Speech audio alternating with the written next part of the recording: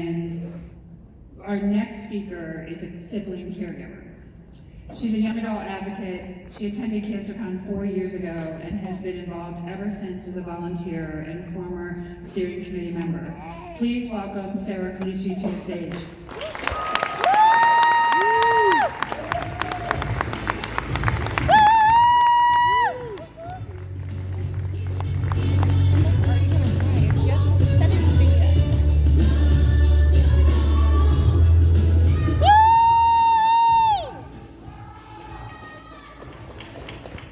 Hello, everyone. As Ali said, my name is Sara, and I was a sibling caregiver for my sister Ali when she was diagnosed with brain cancer in 2015. Now, anyone who knows me knows I 100% missed a life calling as an auctioneer. I talk really, really fast, even when I'm not nervous, and right now my heart is like, So, I just want to try something really quick. Today, when I'm up here, if I start to speak too quickly, I'm hoping you guys will yell at me to slow down. Like 100%. I would like to try it all together one time. So if we could yell, slow down, on the count of 3, you guys would just make my day. Ready? 1, 2, 3. Slow down! Oh, that was excellent. I feel so much better already. My twin sister, Ali, and I were raised by our single father and older brother in San Jose, California. Although we are twins, we couldn't be any more different. I am energetic, outgoing, talkative, very loud. Ali is shy, reserved. She prefers to fly beneath the radar pretty much at all times. But she's always been the dominant one in our relationship. And we may only be 19 minutes apart, but Ali has a soul that is years older than mine, and she has been taking care of me for as long as I can remember. In August of 2015, I was starting my senior year of college, and my sister had just moved a couple hours north to Sacramento. She was registered for school and was working a couple different jobs in a couple different restaurants.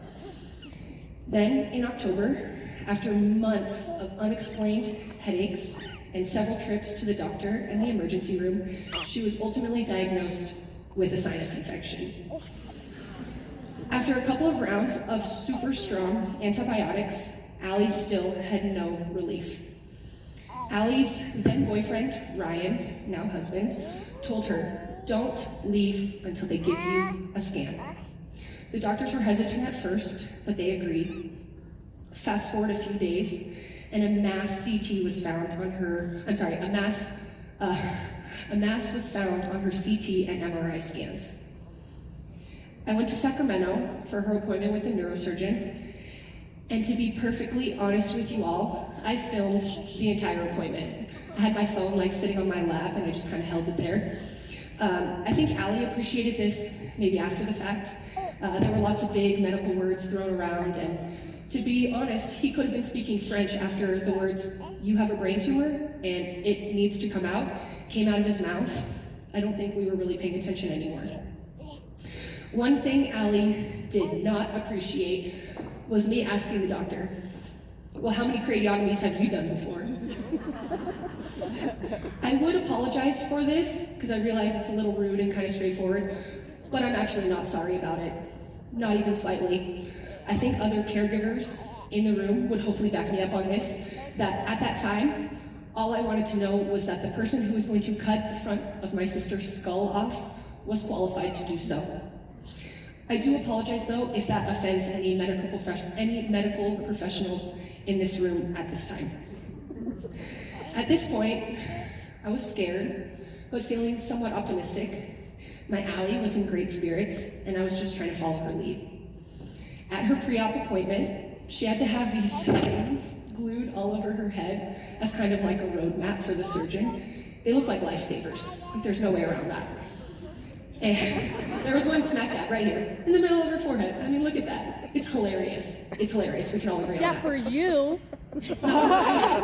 She said, "Not for you." Yeah, that's true.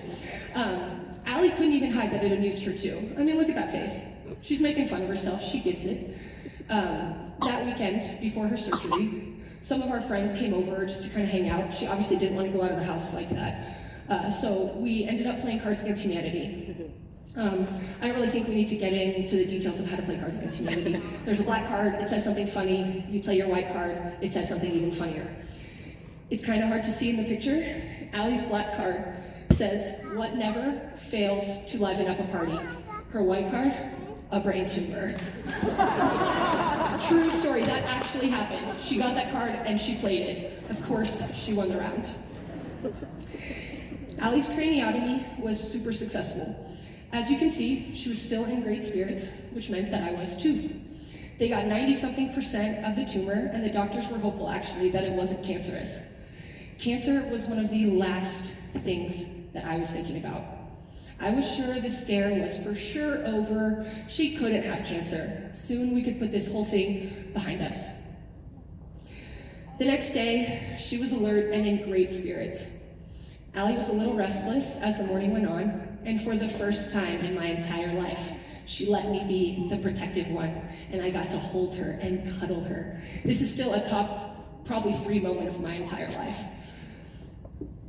When Allie was released from the hospital, less than 48 hours after brain surgery, cancer was pushed even further out of my mind. I should have suspected something wasn't right when the pathology report wasn't back when she got her staples removed. I won't go into too much detail about what getting the results was like. I'm sure we can all echo what it was like in our own stories. Life-shattering, sad, scary, so many unknowns.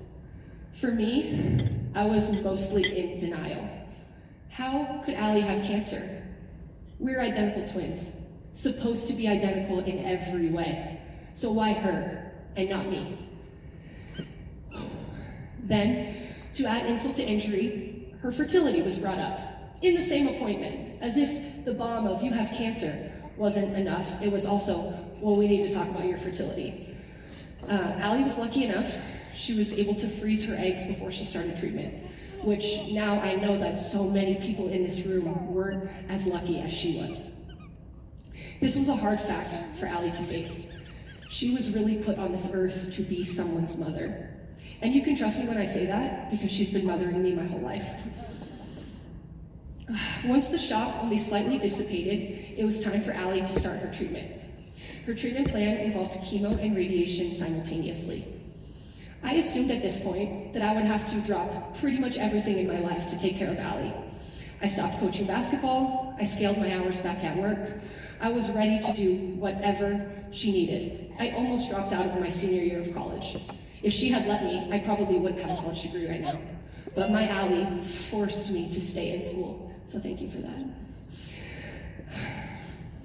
I was ready to drive her to all of her appointments, cook all her meals, hold her hair back, shave her head, shave my head, whatever it took, I was game. Allie had radiation 5 days a week for 7 weeks. Here I was in my head planning, how am I gonna get Allie to her 10:23 a.m. appointment every day?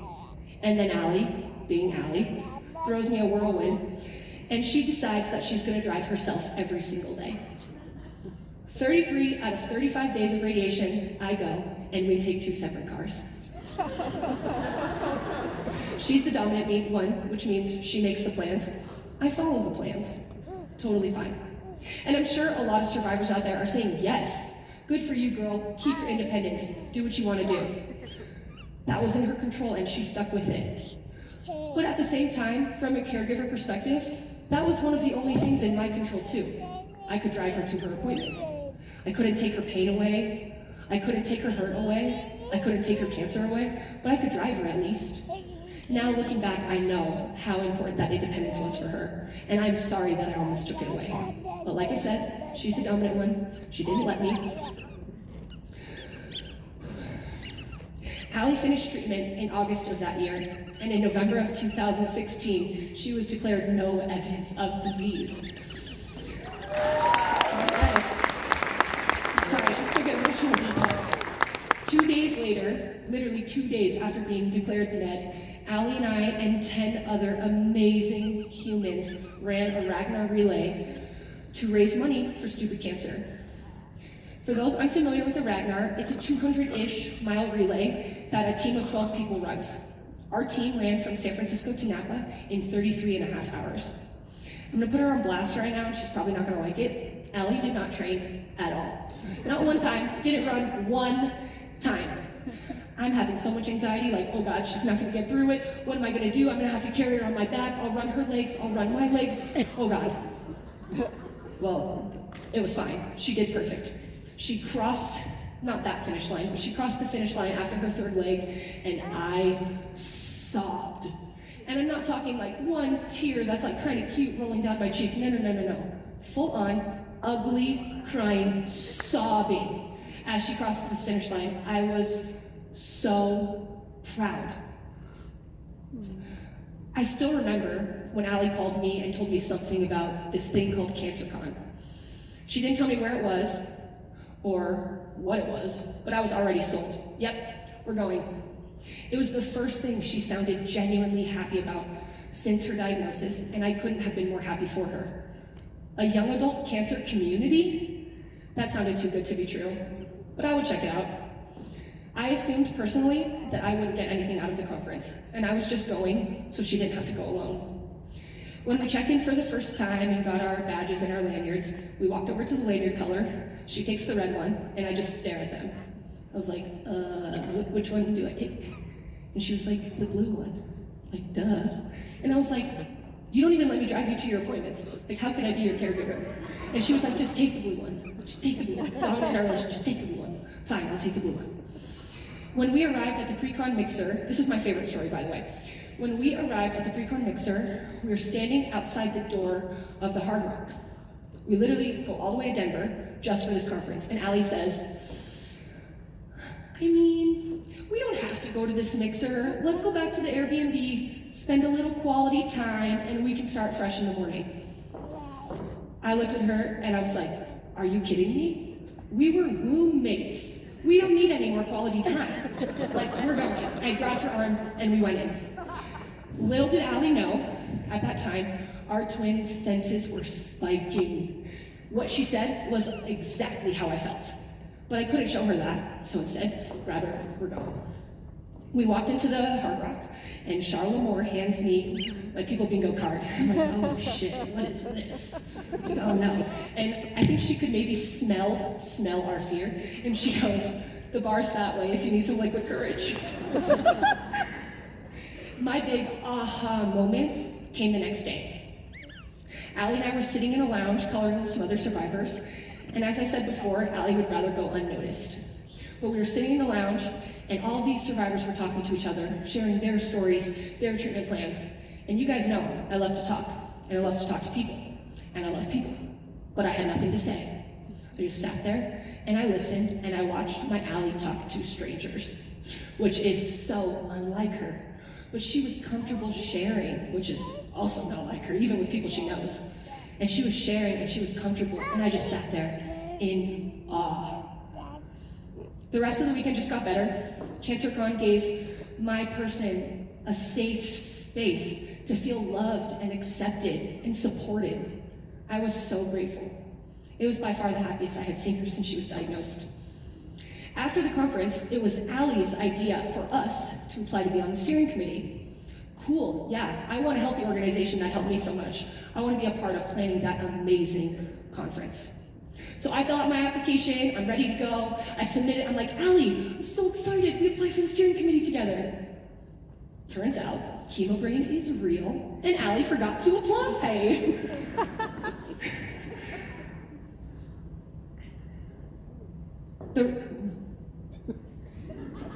You can do it. Okay, I'll just keep going. So I actually made it, there we go. I made it on the steering committee, and I helped plan CancerCon 2017 and 2018. And being a part of the steering committee is unlike anything I've ever experienced in my life. And if I'm being honest with you, friends, I'm happy that Allie forgot to submit her application. It gave me a chance to feel like I belonged in this community, and especially at this conference. I found my place, I found my voice, and I feel like I gained my independence. Each CancerCon weekend has been so different and so wonderful. It really makes sense to me why people come back each year. This year is mine and Allie's 4th CancerCon together. It feels like just yesterday we were both terrified to walk into the pre-con mixer at the Hard Rock. At our first CancerCon, Allie was in treatment, and we didn't do a ton of social things. Just finding out this community and these people existed was enough for us at that time. At our second CancerCon, our cousin came with us. I was on the steering committee, and Allie was a volunteer. We met and made lifelong connections with so many wonderful people. Soon after our second CancerCon in 2017, Allie and Ryan were ready to revisit whether or not she could have a child. Her AMH levels before cancer were over 2.5, which is about average for a woman who is fertile. Now a test revealed that they were less than 0.5. And if they did decide to have children, Allie would have to use her frozen eggs and most likely IVF. She was devastated, and I was devastated for her, because even with that, there was no guarantee that it would still work. Last year, at our third CancerCon, Allie was 7 months pregnant with a beautiful baby she was told she could never have. Amaya Lynn Cooper was born on June 27th, 2018. Like, look at that face. She's my favorite human. I love her so much. And my theory is that Amaya knows she's a miracle baby because she's happy all the time. Anybody who's seen her this weekend can vouch for that. She's literally smiling 100% of the time. And just like I suspected, Allie is a 5-star mom. I might be a little biased, and honestly, I'm not denying that. But seeing her as a mother, I know, look at that face, right? But seeing her as a mother is my most favorite thing. It comes so natural for her, and she's amazing. So here we are at CancerCon number 4. I am up here sharing our story, and my Allie has been cancer-free for 2.5 years. And she's here with her beautiful daughter. I love her so much. I have picked up all areas of my life that I once dropped to take care of Allie. And I cannot believe the strides that we have made because of the people in this room. At any given moment, without hesitation, I would have switched places with Allie. I would have given anything not to see her hurt and suffer like she did. The lack of control was by far the hardest part for me. I couldn't make her better.